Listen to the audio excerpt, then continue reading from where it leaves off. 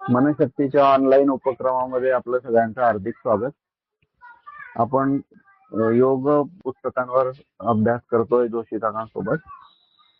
आज 7 ऑगस्ट 2024. सगळ्यांनी आपले ऑडिओ आणि व्हिडिओ बंद करावे म्हणजे सगळ्यांना व्यवस्थित ऐकता येईल.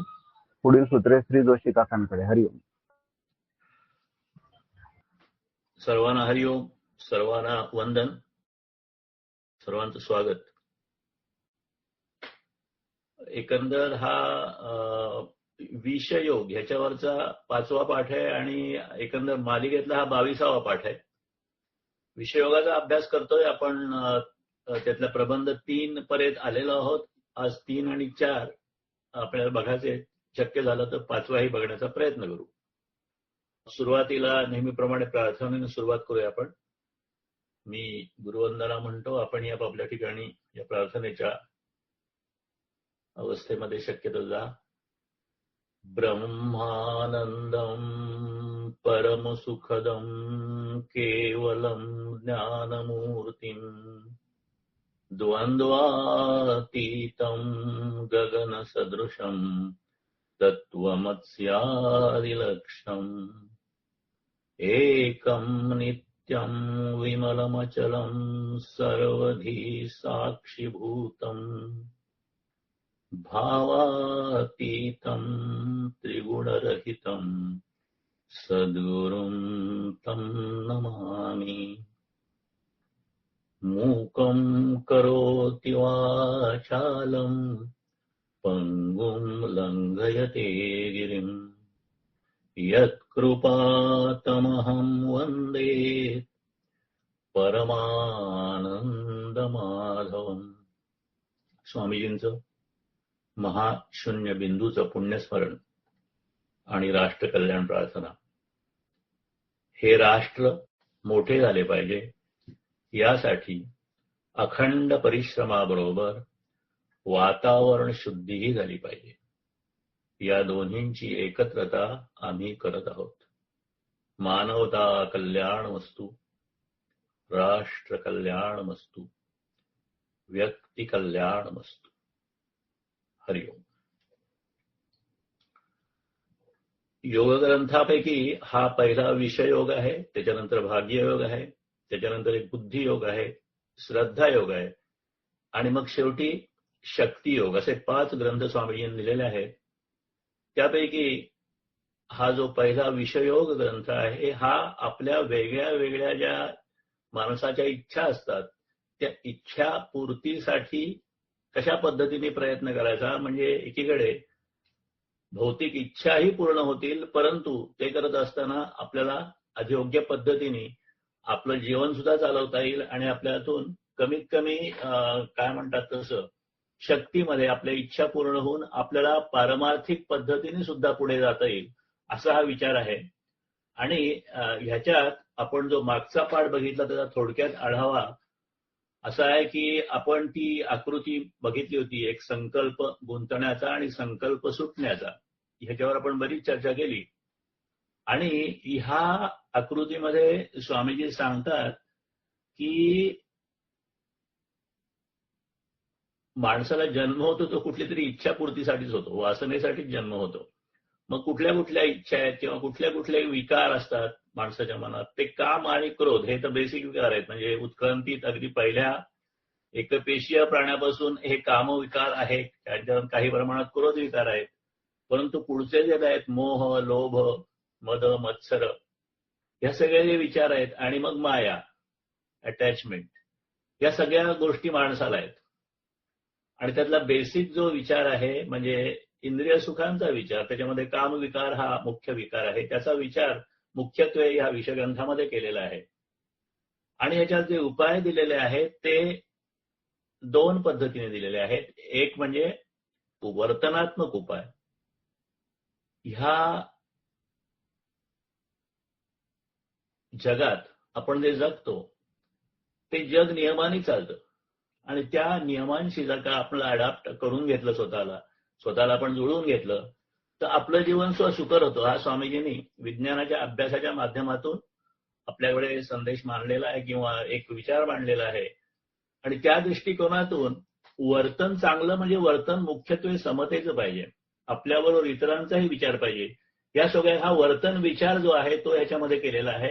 आणि दुसरी गोष्ट म्हणजे आपली शक्ती अधिक पद्धतीने याला उपयुक्त होण्यासाठी काही याला ध्यानाची जोड सुद्धा दिलेली आहे. आणि ते ध्यानाची पद्धत आहे शरीराशी संवाद. आपण अजून ती पद्धत जी आहे ती प्रत्यक्ष वापरायला विशेष सुरुवात केलेली नाहीये, परंतु आपण ओंकार ध्यान घेत असतो. तर मागच्या वेळेला आपण ह्या आकृतीचा जो विचार आहे की एकीकडे जशी उत्क्रांतीची प्रगती झाली तसे विकार वाढत गेले आणि मग हे विकार जे आहेत ते अगदी आज्ञाचक्राच्या ठिकाणी त्यांनी कल्पना केलेली आहे. वरच्या कपाळाच्या 2 भ्रुवामध्ये म्हणजे आज्ञाचक्र जे आहे त्या ठिकाणी समजा कामविकार ठेवला तर काम, क्रोध, मोह, मद, मत्सर, माया असा जो विकार खालीपर्यंत आले.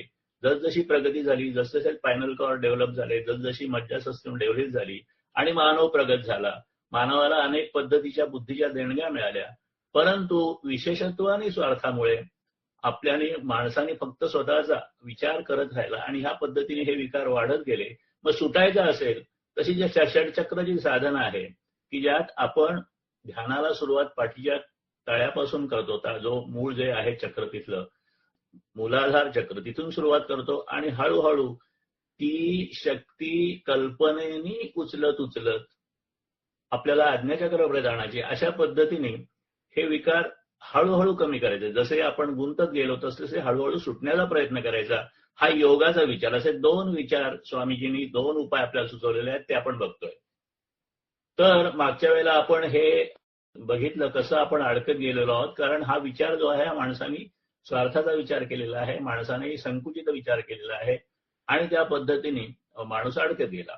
मागच्या वेळेला आपण आणखीनही बघितलं की इतिहासाचं एक उदाहरण घेतलं आपण की एखादं राजकारण ऐतिहासिक प्रक्रियेमध्ये एखादी संस्कृती उंचावर चढते, एखादा देश उंचावर चढतो, एखादा काहीतरी एक विचार उंचावर चढतो, एक ठराविक पद्धतीने ती उंचावर चढला की परत ती खाली येते, परत वर चढते, परत खाली होते. असं का होतं? आपण वैदिक संस्कृतीचं उदाहरण घेतलं, त्याच्यानंतर इस्लाम जी संस्कृती जगामध्ये पसरली त्याचं उदाहरण घेतलं, नंतर इंग्लंडचं राज्य झालं त्याचंही उदाहरण घेतलं आणि आपण असं लक्षात आलं की या सगळ्याचं उदाहरण घेऊन आणि आपल्याला स्वामीजींनी ती इतिहासाचं जग म्हणून जी पाठमाला लिहिली आहे त्याच्या आधारातल्या एका लेखाने आपण बघितलं की हे सगळं करण्यासाठी आपल्याला विश्वाचे मूलभूत नियम आहेत, निसर्गाचे जे समतेचे मूल नियम आहेत ते लक्षात घेतले पाहिजेत. आणि आपल्या आयुष्यात त्यागाने पुष्कळ भोग निर्माण होतात. असं जर करत करत आपण पुढे गेलो तर त्याग आपण विसरणार नाही. मग आपल्याला आयुष्यात वेगवेगळे प्रत्यय येतील आणि मग ही प्रगती आहे ती अधिक पद्धतीने चांगली होऊ शकेल, असा तो विचार होता. आणि त्या पद्धतीने आपण हा पाठ मागचा जो आहे तो समजून घेण्याचा प्रयत्न केला. त्याच्या पुढचा मुद्दा असा आहे की विकारयुक्त मन हे जीवाच्या पहिल्या अवस्थेपासून माणसाच्या तथाकथित प्रगत अवस्थेपर्यंत प्रेरक म्हणून पुढे होत गेलेलं आहे. ही गोष्ट निश्चित. म्हणजे ह्या उत्क्रांतीला जी प्रेरणा आहे ती मनाची आहे. फक्त ती फिजिकल उत्क्रांती नाहीये, शारीरिक उत्क्रांती नाही, त्या मनाच्या प्रेरणेने उत्क्रांती होते. ह्याच्याबद्दल सुद्धा आपण मागच्या अनेक पाठामध्ये चर्चा केली. आणि बेसिक जो आहे तो कामविकार आहे, हा सुद्धा मुळापासूनच आपल्या मनात असल्याशिवाय तो ह्या उत्क्रांतीच्या प्रवासामध्ये वेगळी वेगळी वळणं घेत माणसाच्या सध्याच्या अवस्थेपर्यंत आलेला आहे.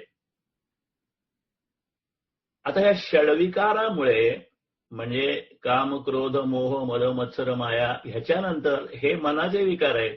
परंतु हे विकार साध्य करण्यासाठी आपल्याला शरीराचाच उपयोग करायला लागतो आणि मग शरीरातल्या पेशींना जे धक्का बसतात आणि मग आपण तोही भाग काही भागे बघितला होता की गतिनियमाप्रमाणे पेशीकडून प्रतिधक्के सुरू झाले की मग जे आपल्याला त्रास होतो त्याला आपण रोग म्हणतो. तर मग माणसाला हे सगळं असा तो का वागतो बरं? मग त्यालाच तो त्रास कसा, स्वतःच्याच पेशीला तो त्रास का करून देतो? कारण तो तात्पुरत्या सुखाचा विचार करतो. आज मला मिळणाऱ्या सुखाचा उद्या काय परिणाम होणार आहे ह्याच्याबद्दल काही बाबतीत अनभिज्ञ आणि काही बाबतीत अज्ञान असल्यानं तो असं वागतो. हा सुद्धा आपण काही भाग लक्षात घेतला आणि तिथे दुरुस्ती करायला पाहिजे हेही लक्षात घेतलं. त्यानंतर स्वामीजींनी मनावर जे विस्तृत असं लिखाण आणि संशोधन आणि एक वेगळ्या पद्धतीचे मनाची एक कन्सेप्ट मांडलेले आहेत. त्यामध्ये व्हॉट माइंड मीन्स नावाचं त्यांनी पुस्तक केलेलं आहे आणि त्याच्यात त्यांनी परत ह्या मनाची उत्क्रांती जी झाली ती उत्क्रांती कशी झाली आहे त्यावर विचार केलेला आहे. आणि मग त्याच्याबद्दल आपण प्लांट्स म्हणजे वनस्पती जीवनाचा विचार केला की वनस्पतींना सुद्धा काही प्रमाणात कॉन्शियसनेस किंवा जाणीव आहे. आता ही जाणीव हळूहळू कशी वाढत गेली हे आपण फिश म्हणजे माशाचं उदाहरण घेतलं की मासे सुद्धा शिकू शकतात. मधमाशा बीज ज्या असतात त्या सुद्धा त्यांच्या पद्धतीमध्ये सुद्धा काही बुद्धिमत्ता किंवा त्यांना काही जाणीव असू शकते. आणि ही वाढती जाणीव मग एक आपण मांजरीचं त्यांनी दिलं उदाहरण दिलं की ती एक मांजर कशा पद्धतीने एक ठराविक पद्धतीने एक व्यक्तीचं ऑब्झर्वेशन त्यांनी केलेलं आहे. नंतर एक घोडा हान्स नावाचा आहे, नंतर ट्रेडर नावाचं वाहन, हे सगळं आपण थोडक्यात बघितलं. पण याचं मूळ पुस्तक जर का बघायचं तर व्हॉट माइंड दिलेलं आहे. आणि मग त्याचं काय म्हणतात ते कन्क्लुजन असं निघालेलं आहे की it landmark of development manifestation of mind varies in degree but at no stage can it be forced back to total obviation म्हणजे to a state of total lack of awareness. थोडक्यात जसजशी प्राणीसृष्टी प्रगत होत गेली तसं या प्रगतीच्या मागे असलेलं जे मन आहे तेही वेगळ्या पद्धतीने प्रगत होत गेली. शिकण्याची प्रक्रिया सतत चालू राहिली आणि मग त्या पद्धतीने ही प्रगती होत होत आपण माणसापर्यंत आलो. आणि ह्या सगळ्यामध्ये ही या प्रगतीची जी प्रेरणा आहे मनाची प्रेरणा, ती मनाची प्रेरणा म्हणजे सुख ही आहे. सुख प्राप्ती किंवा अधिकाधिक कम्फर्ट्स, अधिकाधिक चांगल्या पद्धतीने आपल्याला सुखाचं जीवन जगणं, आपल्या शरीराला आपल्या मनाला अशा पद्धतीने ही प्रेरणा आहे. हे आपण सगळं मागच्या वेळेला बघितलं आणि नंतर ओंकार ध्यानाने आपण तो पाठ संपवला होता. आता ही सुख ही एकमेव स्वार्थ प्रक्रिया प्रेरणा असं आपण बघितलं तर सुख कुणाला आहे? तर सुख आहे मनाला. आणि मन म्हणजे काय ही व्याख्या सुद्धा विज्ञानामध्ये झालेली नाहीये. कॉन्शियसनेस ते म्हणतात परंतु कॉन्शियसनेसची क्लिअर डेफिनेशन झालेली नाही. म्हणजे स्वामीजींनी त्यांच्या ज्या काही ह्या फिलॉसॉफी त्यांनी मांडलेली आहे मनाची त्याच्याबद्दल त्यांनी एक सोपी व्याख्या केली पण ती सायंटिफिक आहे. बघा आईन्स्टाईनने E=mc² हा सिद्धांत मांडला आणि त्याच्यामध्ये त्या सिद्धांतात अनेक गोष्टी आहेत. परंतु हे लक्षात आलं की एखादं जड पदार्थ जर का एका ठराविक गतीने धावू लागला तर त्या पदार्थाचा वस्तुमान वाढत जातं आणि अशी एक स्टेज येते, अशी एक परिस्थिती येते की त्यावेळेला ते वस्तुमान म्हणजे हे थिअरॉटिकल आहे परत की प्रकाश वेगाने कुठलीही वस्तू जाऊ शकत नाही. कारण प्रकाश वेगाने ती वस्तू गेली तर ती जडाचं अस्तित्व अजडात होईल किंवा एनर्जीमध्ये होईल. अशा पद्धतीचा तो आहे. अर्थात हाही आत्ताचा आपला विषय नाहीये. परंतु सुख ही मनाची प्रेरणा म्हणून मन म्हणजे काय तर ह्या सिद्धांताची एक कॉरलरी अशी किंवा ह्याचा एक उपसिद्धांत असा येतो की कुठलंही जड प्रकाश वेगा पलीकडे जाऊ शकत नाही. प्रकाश वेगाकडे पलीकडे जर का जडाने प्रवास केला तर ते जड राहत नाही, त्याची एनर्जी होते, ते अजड होतं. आणि मग मन तर प्रकाश वेगाकडे जाऊ शकतं. सूर्यापासून आपल्याकडे सूर्याचा किरण यायला साधारण 8 मिनिटं लागतात. सूर्याच्या प्रकाश गतीप्रमाणे असं म्हणतात. परंतु आपला विचार 8 सेकंदाच्या आधी सूर्याकडे जाऊ शकतो. हा विचार त्यांनी मांडलाय. आणि म्हणून त्यांनी असं म्हटलं की प्रकाश वेगापलीकडे जे जातं ते अजड आणि अजड म्हणजे मन असं त्यांनी मनाची व्याख्या केली. म्हणजे अध्यात्मातली मनाची व्याख्या स्वामीजींनी वेगळ्या पद्धतीने मांडली कारण त्यांनी विज्ञान हे त्यांचं माध्यम मानलं होतं. आणि म्हणून जर का जड प्रकाश वेगाकडे जात नाही तर जडमर्यादा संपते तर त्याच्या पुढे जे जातं ते अजड अशी त्यांनी मनाची व्याख्या केली. आणि मग त्याला तुम्ही मन म्हणा, विचार म्हणा, चेतन म्हणा, काही म्हणा, विज्ञानाच्या भाषेत ते अजड आहे. हा विचार मनाच्या व्याख्येचा केलेला आहे. आता हे विचार खालपासून आलेले आहेत, म्हणजे अगदी अमिबापासूनच आलेले आहेत. आणि मनाचं अस्तित्व मानल्याशिवाय उत्क्रांतीची पूर्ण कल्पना राहोच, पण अर्धवट कल्पनाही करता येणार नाही. या बाबतीत पुरावेच्या पुरावे त्या व्हॉट माइंड मीन्स मध्ये दिलेले आहेत त्यांनी. आणि त्यांनी हे असं सिद्ध केलं की, आणि मी ह्याच्यावर माझे सुद्धा ब्लॉग आहेत, मी जेव्हा नेहमी आपलं हे जे पार्ट पोस्ट करतो त्या पोस्टला जो ब्लॉग आहे त्या ब्लॉगमध्ये ही सगळी आर्टिकल्स आपण डिस्कस केलेली आहेत. आता हे विकार जे आहे ही कुणाची प्रॉपर्टी आहे, इच्छा कुणाची प्रॉपर्टी आहे, ती काही शरीराची प्रॉपर्टी नाही, ते जडाची प्रॉपर्टी नाही. म्हणून हे विकार फक्त मनात असू शकतात. आणि ह्या विकाराच्या पूर्तीसाठी अजड म्हणा किंवा मन म्हणा ते जडात आलंय असं म्हटल्यानंतर, म्हणजे मनाला इच्छा आहेत, पण इच्छा पूर्ण करण्यासाठी त्याला शरीर लागतं. आणि म्हणून ह्या विकारपूर्तीसाठी, वासनापूर्तीसाठी मन शरीरात येतं. आणि मग हे सगळे विकार जे आहेत त्या विकारामध्ये काम विकार हा मुळात मुख्य धरला पाहिजे. आणि कारण अस्तित्वाचा संबंध कामविकाराशी आहे. आणि अस्तित्वानेच ह्या जीवनाची सुरुवात झालेली आहे, अगदी एकपेशीयपासून. म्हणून तो तिथपासून असलेला हळूहळू हळूहळू पुढे आला. आता जर का आपण फिजिकली विचार केला, फक्त टेक्निकली विचार केला, तर स्वामीजीने असं म्हटलेलं की निर्मितीसाठी दुसऱ्याबरोबर घर्षण हा कामविकार आहे. म्हणजे मूळ रूप मनाचं आणि जडाचं घर्षण येईल. म्हणजे बघा, कामसुख हे स्पर्शसुख आहे. दोन स्पर्शामध्ये जे काही आनंद होतो, घर्षणाने आनंद होतो, त्याच्यामध्ये कामसुखाची निर्मिती होते. आणि म्हणून घर्षण सुख बरोबर काम बरोबर निर्मिती असं आपल्याला काय म्हणतात तांत्रिक दृष्टीने बघता येईल. जीवनिर्मिती थोडा अभ्यासाचा विषय आहे आणि समजून घ्या. हळूहळू आपण त्याच्याबद्दल अधिक बोलत जाऊ, कारण हा सगळा विषय जो आहे या ग्रंथातला तो हाच आहे. आपण त्यातला आता सुरुवातीचा भाग बघतोय. जीव निर्मिती म्हणजे काय झालं की अजड जडात आलं. आणि ज्या वेळेला हे अजड जडात आलं, म्हणजे एकपेशीय प्राणी जेव्हा निर्माण झाला, तिथपासून ही कामप्रक्रिया सुरू झालेली आहे. आता एकपेशीय प्राणीमध्ये सूक्ष्म जीवाणू जे आहेत त्याचे दोन जीवाणू कसे तयार होतात, तेव्हा ही घर्षणाची प्रक्रिया अंतर्गत होते. अंतर्गत होत असली पाहिजे. कारण जर का घर्षणाची प्रक्रिया तर एका पेशीच्या दोन पेशी होतात आणि अशा पद्धतीने एकपेशीय प्राणी वाढतात. दुसरं माइंड पॉवर ह्या पुस्तकामध्ये स्वामीजींनी झालं की एका जिवंत पेशीत दोन मन राहू शकतात. कारण ती दोन मन असल्याशिवाय एका पेशीच्या दोन पेशी होणार नाहीत. मनाची इच्छा असल्याशिवाय काहीच घडत नाही, किंवा अजडाची इच्छा असल्याशिवाय काही घडत नाही. म्हणून एका जिवंत पेशीत दोन मन राहू शकतात. म्हणून अॅमिबा सारखी जी एकपेशीय प्राणी आहे, एकपेशीय जीव आहे, तो एकपेशीय त्याच्यामध्ये दोन होण्याची इच्छा निर्माण होते आणि ते दोन जीव होतात.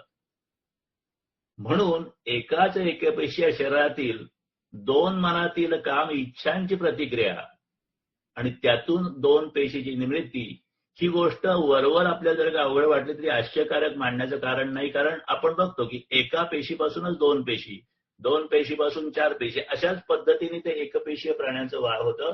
आणि तो एकाच शरीरात दोन पेशी असल्याशिवाय अशा त्या होणार नाही. आणि ही पुढे सुद्धा आपल्याला गोष्ट बघता येतील, कारण आपली मन सुद्धा दोन असतात. एक मन असं म्हणतं, एक मन तसं म्हणतं. अर्थात आपली गोष्ट वेगळी आहे आणि एकपेशीय प्राण्याची गोष्ट वेगळी आहे. आणि आज जरी तुम्ही जीवशास्त्र ज्याला म्हणतात, ज्याला बायोलॉजी म्हणतात किंवा जिओलॉजी ज्याला म्हणतात, त्या जिओलॉजीवर सुद्धा एका सूक्ष्म जंतूचे दोन का होतात याबद्दल काहीही तर्कसंगत पुरावा नाही. आणि म्हणून लॉजिकली हेच आपण म्हटलं पाहिजे की एका पेशीच्या एका सूक्ष्म जंतूचे दोन का होतात, तर त्याच्यामध्ये इच्छा निर्माण होते. इच्छा निर्माण झाल्यानंतर ते दोन होतात आणि दोन झाल्यानंतर ज्या अर्थी दोन जिवंत अस्तित्व निर्माण होतात, त्या अर्थी त्या प्रत्येक अस्तित्वाचं एक मन असलं पाहिजे. हे लॉजिकल कन्क्लुजन आहे माइंड पॉवर मध्ये काढलेलं.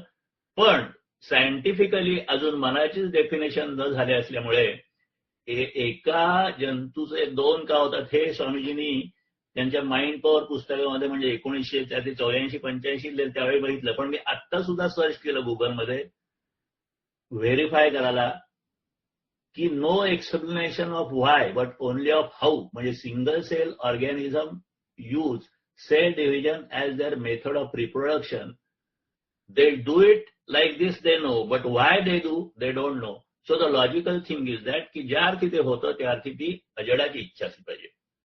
थोडक्यात आपण असं बघतोय की कामविकार आणि निर्मिती ही जी आहे ती एकपेशीय प्राणीपासून सुरू झालेली आहे. आणि स्वामीजींनी त्या पुस्तकामध्ये जो रेफरन्स दिलेला आहे तो सिने बायोलॉजी नावाच्या पुस्तकाला दिलेला आहे. पेलिकन पब्लिशरचं प्रकाशन आहे ते. आणि त्या पुस्तकात त्यांनी जे दिलेलं आहे ते असं आहे. आता हे करत असताना हा जो सूक्ष्म जीवाणू जो 1 ते 2 होतो त्यावेळेला ऑफकोर्स त्याला स्वतःच्या अस्तित्वामध्ये अर्ध अस्तित्व सोडून जायला लागतं. मग त्यावेळेला त्याची वृत्ती काय असते तर वेगळ्या वेगळ्या प्रयोगामधून विषयोग पान आपला जो आपण ग्रंथ बनतो त्याच्यामध्ये पान 65 वर त्यांनी दिलेलं आहे की सूक्ष्म जीवाणू म्हणतो मरेन पण काम तो करेन, म्हणजे इतकी ती इच्छा असते.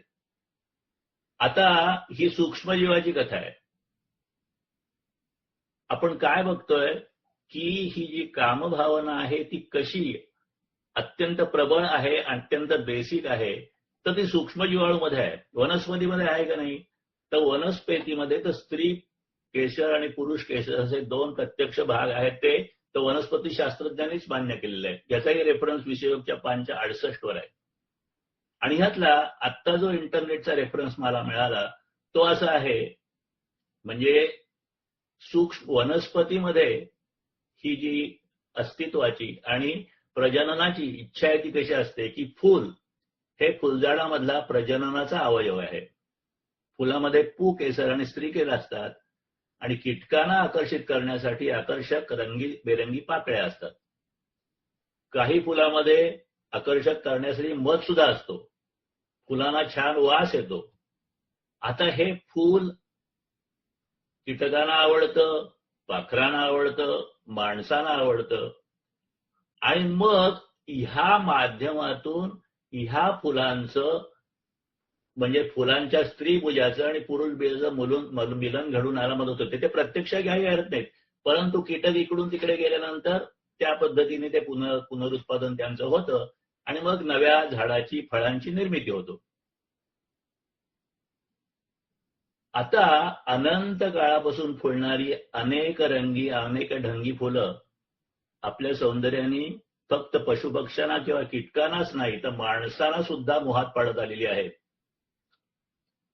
काही फुलांचे रंग, काहींचा आकार, काहीचा सुगंध आणि काहींचे अनेक गुण निसर्गातील विविध घटकांना आकर्षित करत असतात. आणि थोडक्यात जसे प्राण्यांना पुनरुत्पादन असे रचनात्मक अवयव आहेत तसे शास्त्रीय दृष्ट्या फूल म्हणजे वनस्पतीचे पुनरुत्पादनाचे रचनात्मक असा अवयव आहे. म्हणजे ती तिथेही आहे. आता अशा अनेक गोष्टी बघता येतील, परंतु आपला विषय जो आहे त्या विषयाच्या दृष्टीने निष्कर्ष स्पष्ट आहेत. एक, सृष्टीतला सर्वात छोटा जीवाणू कामग्रस्त असतो. हा रेफरन्स पुस्तकामध्ये आहे. आपल्या विषयाशी जेवढं आवश्यक आहे तेवढ्याचीच मी चर्चा करतो आहे. आपल्याला हा विषयोगमधला विषय जो आहे तो इंद्रियांच्या इच्छा, विविध वासना त्या पूर्ण करण्याची माणसाला जी इच्छा असते प्रत्येकाला असते. आणि काही लोक नसतात सुद्धा, म्हणजे काही लोक जे योगी वृत्तीचे असतात त्यांना कमी असतात, परंतु सर्वसामान्य माणसाला या सगळ्या गोष्टी असतात त्या पूर्ण करण्याचे आवश्यक असते. मग त्या चुकीच्या गोष्टी पद्धतीने त्या पूर्ण न करता योग्य पद्धतीने कसं करता येईल त्याच्यासाठी आउटलाईन काय आहे ती बघण्यासाठी आपण जे आत्तापर्यंतची चर्चा केली त्याचा निष्कर्ष असा आहे. एक, सृष्टीतला सर्वात छोटा जीवाणू सुद्धा कामग्रस्त असतो. तो मग कामग्रस्तता अधिक प्रकट करतो तेव्हा ते करण्यामध्ये त्याची शक्ती खचते. पण हे सर्व असूनही त्याची कामपूर्तीची धडपड चालू असते. आता ह्या सूक्ष्म जीवाचे संबंध सोडून आपण जर का थोडे वर आलो तर हळूहळू स्पष्टता मिळायला सुरुवात होते. वनस्पतीमध्ये आपण स्त्रीकेसर पुकेसर हे 2 शब्द वापरलेलेच आहेत. रशियन शास्त्रज्ञांनी याच पुस्तकाचा रेफरन्स दिला तर त्यांनी वनस्पती आणि मानवी पेशी यांचा सखोल अभ्यास केला. स्वामीजींच्या पुस्तकातला रेफरन्स आहे. मानवी शरीरातील मज्जापेशी आणि वनस्पतींची पेशी यांचा तुलनात्मक अभ्यास केल्यावर त्यांचं असं मत झालं की मज्जापेशी ही वनस्पती नंतरची घटना आहे. म्हणजे मज्जापेशीचा उगम हा वनस्पती पेशींच्या नैसर्गिक रचनेच्या पुढची भाग आहे. मानवी ज्ञान संस्था ही वनस्पतीच्या ज्ञानसंस्थेची फार मिळती जुळती आहे. एवढंच नाही तर मानवी ज्ञान संस्थेचा उगम किंवा उद्भव हाच मुळी वनस्पतीच्या ज्ञानसंस्थेतून झाला असं शास्त्रज्ञांचं मत आहे. हा स्वामीजींचा त्यावेळेचा रेफरन्स आहे. आणि आताचा लेटेस्ट रेफरन्स अगदी 2024 मधला तो असा आहे, do plants have the same cells as humans? In many ways, plant cells are a lot like ours. Both are eukaryotes and have a lot of the same organelles. There are a few differences starting with the presence of a cell wall. म्हणजे काही फरक आहे परंतु बरंच साम्य सुद्धा आहे. म्हणजे थोडक्यात ह्या पेशी रचना ज्या आहेत, एकपेशीय प्राण्याचा विचार केला तर एकपेशीय पासून पुढे प्राणी निर्माण झाले. या एकपेशीय ह्याच्यापासूनच पुढे वनस्पती निर्माण झाल्या आणि त्याचा एकमेकाशी अशा पद्धतीने संबंध आहे. आता प्रत्येक जिवंत असलेल्या वस्तूला मन आहे. मन म्हणा, जाणीव आहे, जे काही म्हणत असेल ते म्हणला, अजड आहे असं म्हटल्यानंतर आणि विकार आहेत असं म्हटल्यानंतर त्यांच्या वाढीला लागणारा कामविकार आलाच, कारण तो बेसिक विकार आहे. स्त्री केसर आणि पुकेसर हे त्याचंच निर्देशक आहे. आणि हळूहळू वरच्या प्राण्यात कामजीवन स्पष्ट दिसायला लागतं. अति सूक्ष्म जीव कामप्रेरित आहे असं म्हटल्यानंतर ते आपण आता त्याची चर्चा केली. पण प्राणी जे आहेत, पुढचे प्राणी जे आहेत, ऍडव्हान्स प्राणी आहेत, त्यांचं ते कामजीवन तर उघड असतं. खालून ही प्रवृत्ती हळूहळू वर आली आणि प्राणी जसजसे वरवर गेले तसतसे त्यांच्या कामविकाराच्या हालचाली सुद्धा प्रकट पाहता येऊ लागल्या. आता ही प्रगती होता होता पुढे माणूस निर्माण झाला आणि पाहता येत नाहीत अशा हालचाली फक्त माणसाच्या. कामविकाराबद्दल आपल्या भावना माणूस लपून ठेवतो आणि असा जो प्राणी आहे तो फक्त माणूस आहे आणि त्यातला सुद्धा सुशिक्षित म्हणणारा, संस्कृतीला जपणारा माणूस अधिक लपवतो. म्हणजे हे चूक आहे का बरोबर आहे हा प्रश्न नाही, ही ऑब्झर्वेशन आहे. आता हे सगळं तो प्राणी किंवा तो माणूस जोपर्यंत निसर्गाचे इतर नियम सुसंगत राखून करतो तोपर्यंत त्याच्यात काहीही चूक नाही. पण जेव्हा सुशिक्षितपणाच्या नावाखाली तो स्वतःच्या भावना लपवून अधिक खोट्या मार्गाकडे जातो आणि चुकीच्या पद्धतीने गोष्ट करतो तेव्हा ती गोष्ट अशा माणसाला अधिक धोकादायक असते. आणि मग हे स्टेटमेंट केल्यानंतर स्वामीजींनी वैदिक काळ, पुराण काळ आणि इतिहासातील देव माणसाने सुद्धा कामेंद्रिय झाकण्याची, कामविकार समाजाला उपयोग पडेल तेव्हा तो वापरण्याची कसलीही खळबळ केली नाही. आणि या प्रयोगात थोडा प्रमाद वाटला तरी सुद्धा ह्याची अनेक उदाहरणं स्वामीजींनी विषययोग ह्या ग्रंथात दिलेली आहे. काय एस्टॅब्लिश करायचं आहे, का ती उदाहरणं दिलेली आहेत की अगदी वैदिक काळात, पुराण काळात इतिहासातली देव माणसं सुद्धा जी आहेत त्यांनी कामविकार हा जो आहे तो आवश्यक असेल तर वापरला पाहिजे आणि वापरण्यासाठी त्यांनी काही खळबळ केली नाही अशासाठी अनेक उदाहरणं दिलेली आहेत. आणि ती आपण पुस्तकात बघू शकतो किंवा पुढच्या आपल्या प्रकरणामध्ये, पुढच्या ह्याच्यामध्ये, प्रबंधामध्ये त्याच्याबद्दलचं काही चर्चा आपण करू. स्वामीजी काय म्हणतायत, आपल्याला जर खायला लागतंच, हे सगळे आहार आहेत. म्हणजे डोळ्याचा आहार असतो, कानाचा आहार असतो, जे ऐकतो तो कानाच, असे वेगळे तसं आपल्याला खाणं म्हणजे तोंडाचा आहार पण आहे, पोटाचा आहार पण आहे. तर ही जी सगळ्या गोष्टी ज्या आहेत त्या विकारांच्या माध्यमातून आपल्या आवडी निर्माण होतात किंवा आपल्या गरजा निर्माण होतात. जर खाणं आहे, आहार घेणं आहे तर तो निवडून खा. आता जसं आपण खाण्याचंच जरी उदाहरण घेतलं तर जे जे आवश्यक आहे ते स्वच्छ करून घेतलं पाहिजे. ते नीट निवडलं पाहिजे. भाजी असो, धान्य असो, ते सगळं निवडलं पाहिजे. जेवढा शक्य असेल त्यातल्या त्यात उच्च दर्जाचं घेतलं पाहिजे. ते एकदा निवडून झाल्यावर, चांगल्या पद्धतीचं झाल्यावर त्यावर चांगले संस्कार करून घेतले पाहिजेत.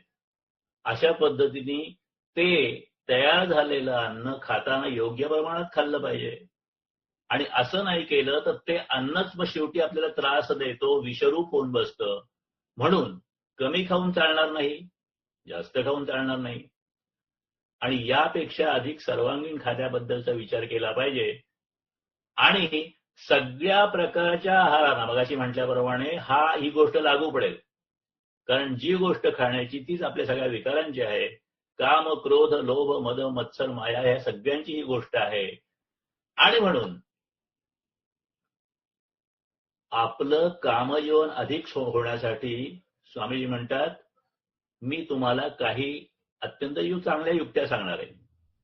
उलट कामशक्तीचा उपयोग वैराग्यासाठी, आध्यात्मिक उच्च आनंदासाठी कसा करून घ्यावा हे जर का तुम्हाला हवं असेल तर तेही सांगणार आहे. थोडक्यात जे अटळ आहे ते शक्तिरूप करून घ्या. ते कसं करायचं हे आपण विषयोक्त ग्रंथ अभ्यासातून समजून घेण्याचा प्रयत्न करीत आहोत. आता ह्या पुढचा जो भाग स्वामीजींनी ह्या पुस्तकात दिलाय, ह्यातला जो काही भाग मला रिलेव्हंट वाटला तो घेतला, तो स्त्री पुरुष समतोल किंवा समबंध असा आहे. आता स्त्री आणि पुरुष ह्यांच्यामध्ये जो संबंध आहे तो समतोल हवा, तो समतेच्या पातळीवर हवा आणि समताच्या रिलेशनशिपमध्ये किंवा संबंधामध्ये हवा. आता हे जे आपण म्हणजे स्वामीजींची उदाहरण दिलेले आहेत अध्यात्मातली किंवा पुराणातली वगैरे, देवमाणसांची वगैरे, तर केवळ मौज म्हणून अध्यात्मातलं कामशास्त्र बोलत नाही. निर्मितीच्या प्रक्रियेतील दोन विषमता एक करण्याचा अटापिटा मनात ठेवून, म्हणजे हे नैसर्गिक आहे, दोन विषम शक्ती आहेत, त्या एक होण्याची इच्छा निर्माण करतात. आणि ही एक करण्याची इच्छा जी आहे नैसर्गिक आहे, हे सगळं लक्षात घेऊन अध्यात्म या कामशक्तीचा विचार करतात. आता ही प्रक्रिया आहे, ही प्रक्रिया होत असताना नुसत्या पुरुषाला पण सुटता येत नाही आणि नुसत्या स्त्रीला पण सुटता येत नाही. कारण त्या दोघांचा त्याच्यामध्ये समबंध किंवा समतोल किंवा समबंध किंवा समभोग असं असतो. आता विवाहित स्त्री पुरुष, इथे फक्त विवाहित स्त्री पुरुषांच्याच ह्या कामसंबंधाचा विचार केलेला आहे, कारण तोच शिष्ट संमत आणि तोच योग्य आहे समाजाच्या दृष्टीने. विवाहित स्त्री पुरुष एकमेकाच्या मायेतून सुटायचा प्रयत्न करतील, एकमेकाच्या मायेतून, म्हणजे ज्याला परमार्थिक प्रयत्न ज्याला म्हणतात की आहे,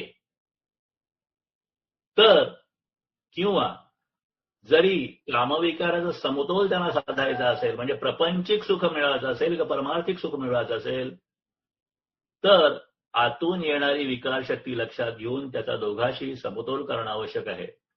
आणि म्हणून स्त्री पुरुषातल्या संबंधाला समबंध, समभोग अशा समतादर्शक वाक्यरचना केल्या आहेत.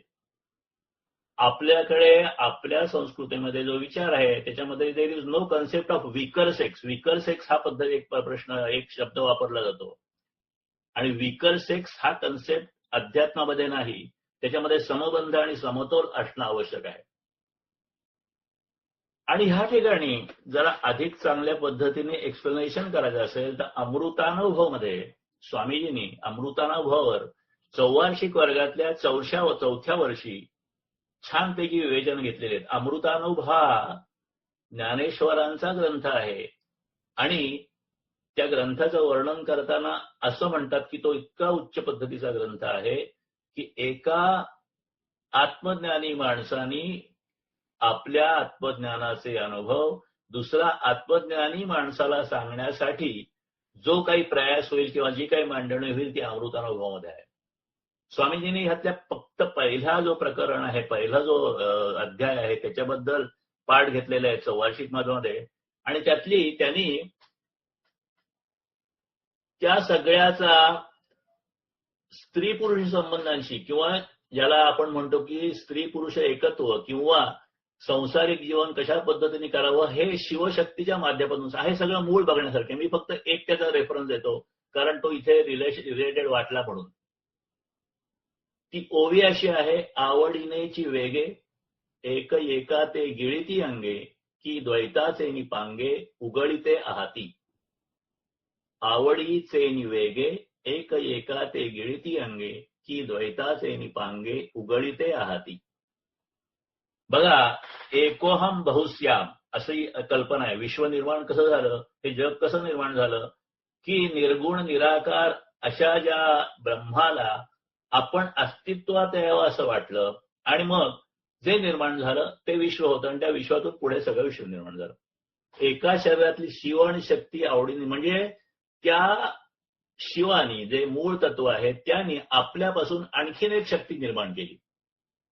म्हणजे त्याच्यापासून त्यांनी एक दुसरी निश्चय शक्ती निर्माण केली, शिवशक्ती किंवा अर्धनारी नटेश्वर. ही कन्सेप्ट आपल्याला माहिती असेल तर मला काय म्हणायचं आहे की एकच शिव आहे परंतु त्याने आपल्या शरीरातून एक दुसरी शक्ती निर्माण केली, दुसरं अस्तित्व निर्माण केलं, त्याला शक्ती म्हणायची. एका शरीरातील ही शिव आणि शक्ती आवडीने निर्माण झाली खरी, पण ती निवड अलिप्त होती. आपल्यापासून अलिप्त असं शरीर निर्माण झालं पण शिव त्याबद्दल अलिप्त होता. मग त्यांनी काय केलं, द्वैत झालं कर पण उगळीते आहाती. म्हणजे पुढे काय चमत्कार झाला, एकाचे दोन झाले आणि द्वैत ही कन्सेप्ट जी आहे ती मूळ कन्सेप्ट नाही, अद्वैत हे मूळ कन्सेप्ट आहे. मग त्यांनी काय केलं, स्वामीजींचे हे शब्द आहेत ते मी फक्त आपल्याला सांगतो. त्याचं इंटरप्रिटेशन वेगळ्या वेगळ्या पद्धतीने वेगळे लोक करतात आणि ते त्याचं बरोबर असेल. पण आपला सध्याचा जो विषय आहे स्त्री पुरुष समानता त्याच्याबद्दलचा हा विषय चाललाय. शिवानी पार्वतीला गिळायला सुरुवात केली. आवडेची नि वेगे एक एका ते गिळती अंगे. शिवाने पार्वतीला गिळायला सुरुवात केली. गिळायचं आणि ओकायचं. तुम्ही ज्या वेळेला विज्ञानातले सूक्ष्म भेद वाचायला लागतात तेव्हा ही उपमा कळेल. संदर्भ विलक्षण आहे. विज्ञानात फोटॉन ही सूक्ष्म शक्ती आहे. ही सगळी वस्तू आहे. वस्तुजात करता करता अगदी सूक्ष्म होतं. कोट्यांश क्षणाच्या भागात ते पुन्हा एकत्र येतात. डोळ्याचं पातळ लवतं नव्हतंच पुन्हा दोन होतात. म्हणजे फोटॉनची जर का व्याख्या केली तर पण ते असं आहे की एका वेळेला ती वेग असतात, एक वेळेला पार्टिकल असतात, एकाच वेळेला त्यांचं अस्तित्व कळतं, एकाच वेळेला अस्तित्व गायब होतं. अशा पद्धतीचे ते वर्णन केलेलं आहे. आणि म्हणून ते म्हणतात की ज्ञानेश्वरांची जी काही क्वांटम थेअरीचं नॉलेज त्यांनी त्या शब्दात म्हणजे 12व्या शतकात दिलेलं आहे ते आणि फोटॉनचं आत्ता वैज्ञानिक जे ज्ञान सांगतात ते एक आहे. म्हणजे एकातून दोन, दोनातून एक, दोनातून एक, एकातून दोन जे आहे. आणि मग ही जी शिव आणि शक्ती आहे हे शिवशक्ती एकमेकाशी कसे वागतात त्याचं पुढचं वर्णन 12, 20, 17, 18, 19, 20, 22, 23 आणि ह्या सगळ्यामध्ये हे सगळ्याचं इलस्ट्रेशन घेऊन स्वामीजींनी पती पत्नी समानता शिव आणि पार्वतीमध्ये कशी आहे आणि ती कशा पद्धतीने अत्यंत आदर्श पद्धतीने ह्याच्याबद्दलची माहिती सांगितलेली आहे. आणि ही अध्यात्मातला जो भाग आहे तो अध्यात्मातला जो भाग व्यवहारामध्ये कशा पद्धतीने आणता येईल त्याचा एक वेगळा भाग त्या ठिकाणी आपल्याला बघायला मिळतो. दुसरं, आपल्याकडे 4 आश्रम आहेत. पहिला शिक्षण घ्यायचा आश्रम, ब्रह्मचर्य आश्रम, दुसरा गृहस्थ आश्रम, तिसरा वानप्रस्थ आश्रम आणि चौथा संन्यास आश्रम. त्यातला गृहस्थाश्रम जो आहे हा गृहस्थाश्रम हा उपभोगाचा आश्रम आहे. त्यावेळेला तुम्हाला संसार सुख घेता येतं, तुम्हाला योग्य पद्धतीने कुटुंबात राहता येतं आणि त्या पद्धतीने गृहस्थाश्रम हा त्यातल्या त्यात उपभोगाचा आणि जीवन खऱ्या पद्धतीने रसकतेने जगण्याचा आश्रम आहे असं म्हटलं तर ह्या गृहस्थाश्रमाची कर्तव्य काय आहेत आणि आपण योग्य पद्धतीने आता गृहस्थाश्रम कशा पद्धतीने जगतो का न जगतो ह्याचं जर का आपल्याला बघायचं असेल, कारण ह्याचा गृहस्थाश्रमाचा संबंध ह्या आपल्या विषयाशी म्हणून मी बघतोय की कर्मयोग स्वामी विवेकानंदांनी एक ग्रंथ लिहिलेला आहे छोटा, त्याचं मराठी भाषांतर मी वाचलं. त्याच्यात त्यांनी ते लिहिलं आहे की गृहस्थाच्या काय काय गोष्टी म्हणजे गृहस्थाश्रमाच्या माणसाच्या गृहस्थाश्रमामध्ये असलेल्या व्यक्तींच्या काय काय गोष्टी आहेत त्या अशा आहेत की गृहस्थाने ब्रह्मनिष्ठ असलं पाहिजे. तो जे करेल ते त्याने सतत ब्रह्मार्पण केलं पाहिजे. प्रधान कर्तव्य जीवितार्जन पण हे खोटे नाटे बोलून फसवून लांड्याला बाड्या करून केलं जाणार नाही, याविषयी त्याने अतोनात दक्ष असलं पाहिजे. माता पित्यांची त्यांनी निरंतर सेवा केली पाहिजे. माता पिता पुत्र पत्नी बंधू अतिथी सगळ्यांच्या अन्न वस्त्राची पर्वा न करता जो स्वतःचेच उदाहरण करतो तो पापाचा वाटेकरी होतो. हे विवेकानंदांच्या कर्मयोग पुस्तकातले मी गोष्टी वाचून दाखवतोय. पुढचा भाग, पत्नीला चुकूनही कठोर शब्दांच्या आघाताने दुखू नये, तिचा सर्वदा मातृवत प्रतिपाळ करावा.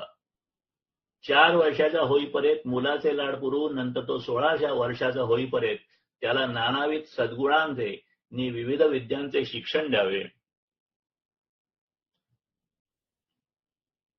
विषय ओलांडताच त्याला गृहकर्मात नियुक्त करावे.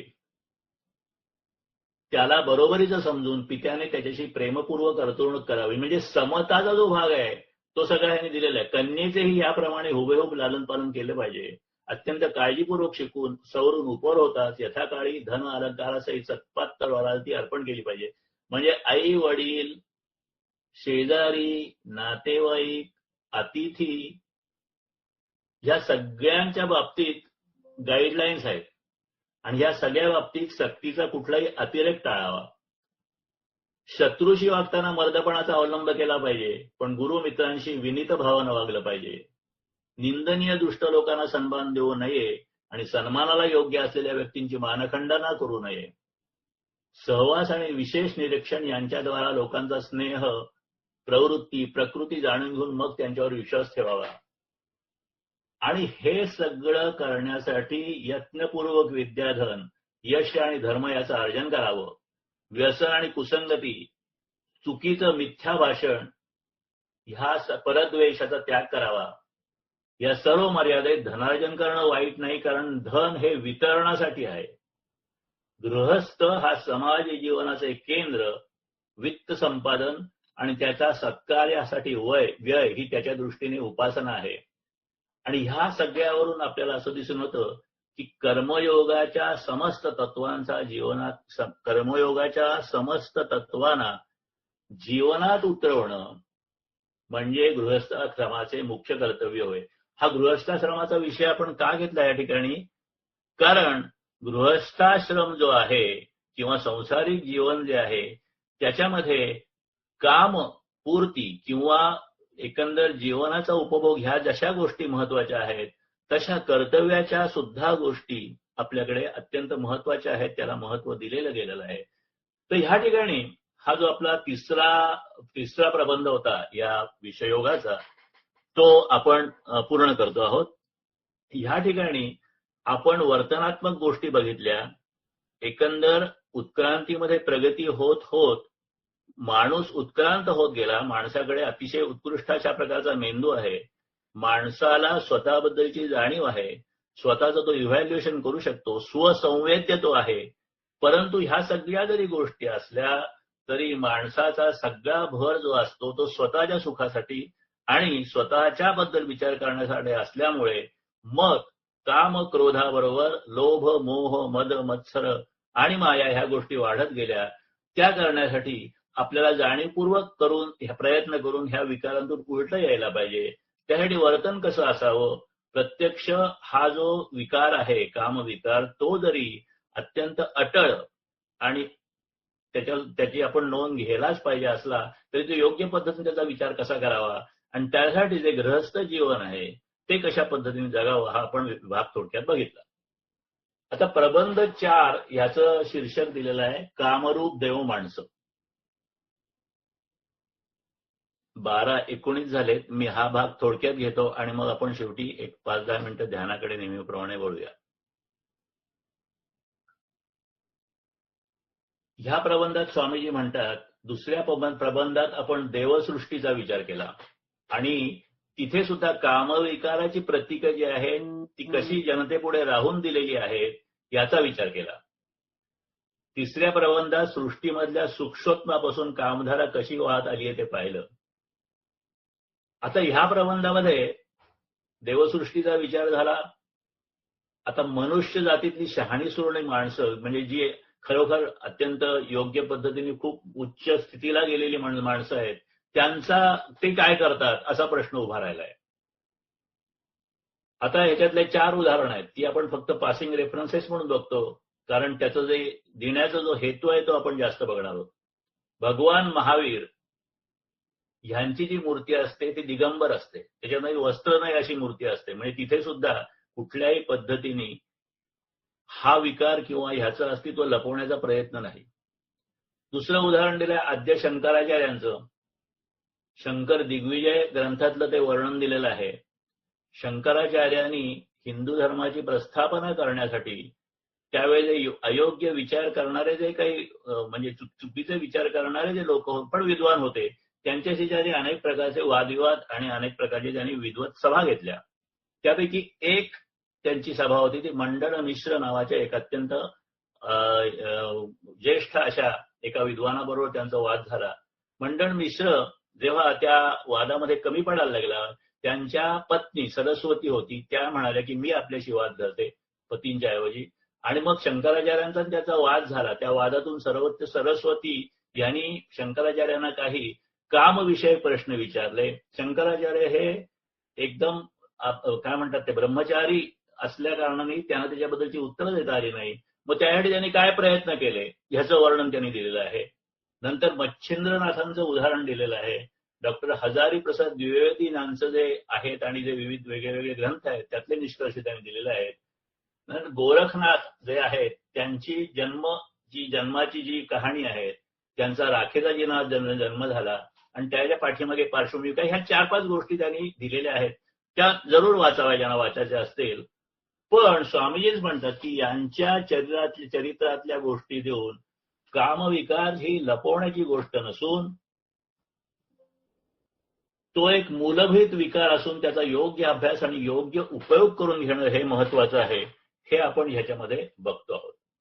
काय बघितलंय की ह्या सगळ्या चरित्रामध्ये म्हणजे भगवान महावीरांचं असेल किंवा आद्य शंकराचार्यांनी तो प्रश्नाचं उत्तर देण्यासाठी जे प्रयत्न केले ते असतील, मच्छिंद्रनाथांचं चरित्र असेल, गोरखनाथांची जन्माची जी कथा असेल ती असेल, त्या सगळ्या गोष्टी कशासाठी दिलेल्या आहेत तर कामविकार ही लपवण्याची गोष्ट नसून तो एक मूलभूत असून त्याचा योग्य अभ्यास आणि उपयोग करून घेणं हे कसं आवश्यक आहे या सगळ्या मोठ्या माणसांनी सुद्धा त्यांच्या उदाहरणांनी आपल्याला हे दाखवून दिलेलं आहे. आणि हाच मुद्दा अधोरेखित केलेला आहे म्हणजे स्वामीजींनी हे देताना. थोडक्यात सृष्टीचे जे नियम आहेत ते आमच्या कल्पनेप्रमाणे आहेत असं समजून चालणार नाही, तर ते आहेत तसे समजून घेतले पाहिजेत. जर कामविकार हा सृष्टीच्या उत्पत्तीचे साधनच असेल तर ते साधन जास्तीत जास्त शुद्ध कसं करता येईल पाहिलं पाहिजे. त्याबद्दल विचार टाळून कसे चालेल, उलट अधिक डोळसपणाने विचार केला पाहिजे. तो विचार डोळसपणाने करता यावा म्हणून आपण अध्यात्मातील, संस्कृतीतील, धर्मातली वेगळी उदाहरणं पाहत आहोत आणि त्याप्रमाणे विज्ञान अभ्यासाची सुद्धा वेगळी स्थळं पाहत आहोत. मागच्या प्रबंधामध्ये 3ऱ्या प्रबंधामध्ये आपण उत्क्रांती या प्रक्रियेपासून कामविकाराचा आढावा घेतला आहे आणि 4थ्या प्रबंधामध्ये आपण या सगळ्या गोष्टी बघून ह्या सगळ्याचा आपण डोळसपणे कसा विचार करायला पाहिजे हे आपल्या अत्यंत काय म्हणतात ज्यांना आदर आहे, ज्यांच्याबद्दल खूप मोठं नाव आहे अशा वेगळ्या शंकराचार्यांसारख्या किंवा गोरखनाथ, मच्छिंद्रनाथ ह्या सगळ्यांची उदाहरण म्हणून सांगितलेलं आहे. म्हणून हे सगळं धर्मशास्त्र आणि कामविकार याचा अभ्यास करायचा आहे. आता ह्या ठिकाणी थोडा खरा अभ्यासाचा भाग सुरू होणार आहे, कारण भावनेचा संबंध असतो मनाशी. कामविकाराचा संबंध जो आहे तो मनाशी आहे. पण ह्या सगळ्या विकारपूर्तीचं काम शरीर करतं. म्हणून एकीकडे शरीरशास्त्राचं ज्ञान हवं आणि एकीकडे मानसशास्त्राचं किंवा योगशास्त्राचं किंवा अध्यात्माचंही ज्ञान हवं. अशा पद्धतीने हा अभ्यास करायचा असेल तर आपल्याला काय पद्धतीने प्रयत्न करायला पाहिजे किंवा काय त्याचा भाग असेल हे प्रबंध 5 मध्ये येणार आहे आणि ते आपल्याला खरोखरच समजून घ्यायचं